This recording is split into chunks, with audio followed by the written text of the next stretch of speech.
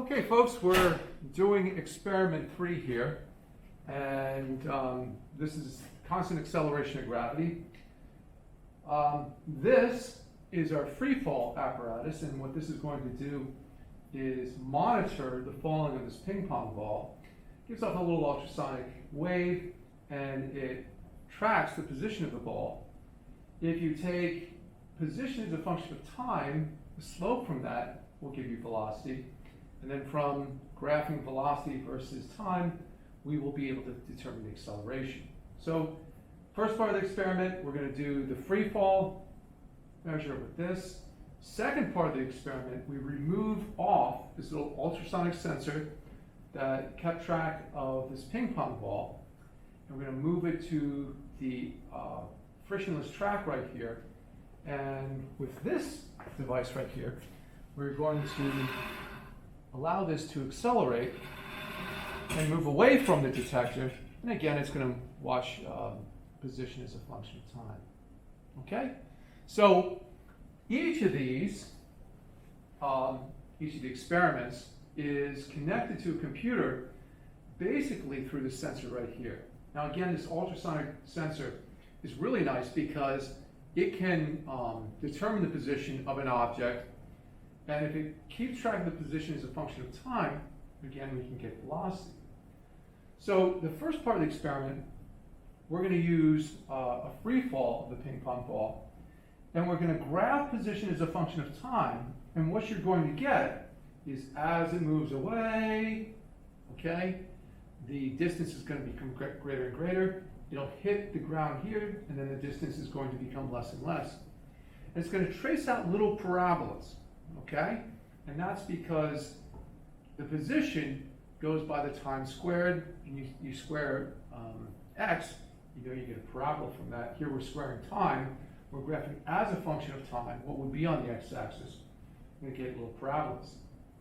Likewise, it calculates the velocity. Now the velocity, if the acceleration is constant, is going to form a straight line. Of course, until it hits the surface, then it's going to start drawing another straight line.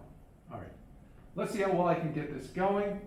And I'm going to put this on wide beam so you can capture the falling right here. Again, top graph is velocity, bottom graph is position. Let's see how well this goes.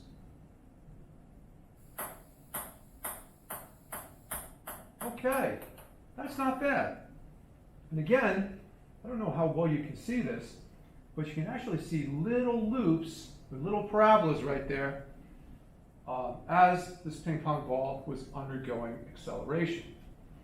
Now on the other graph, I'm going to make this smaller. Unfortunately, it's a little hard to see. It's a little bit hard to see because of the green. Okay? But if you could see this, you would see that we have this little sawtooth pattern. And the sawtooth pattern happens because as it's falling, the velocity is changing at a constant rate. Now,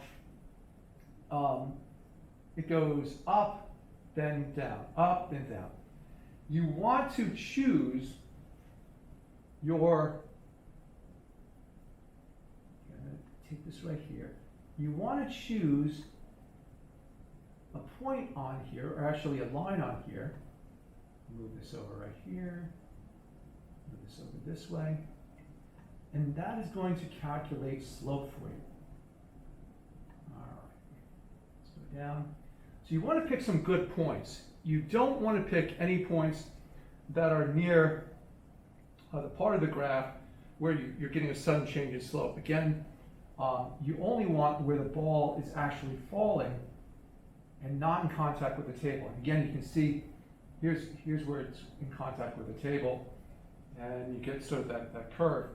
So I get this nice straight line here, and that's not a bad result. I look at the slope, 9.4, pretty close to 9.8 meters per second squared, and essentially between graphing position as a function of time, getting the parabolas, and graphing velocity as a function of time and getting that straight line, I get pretty close to the acceleration of gravity. Okay? So that is the first part of the experiment. Second part of the experiment. We're going to take this off, and move our computer just a little bit.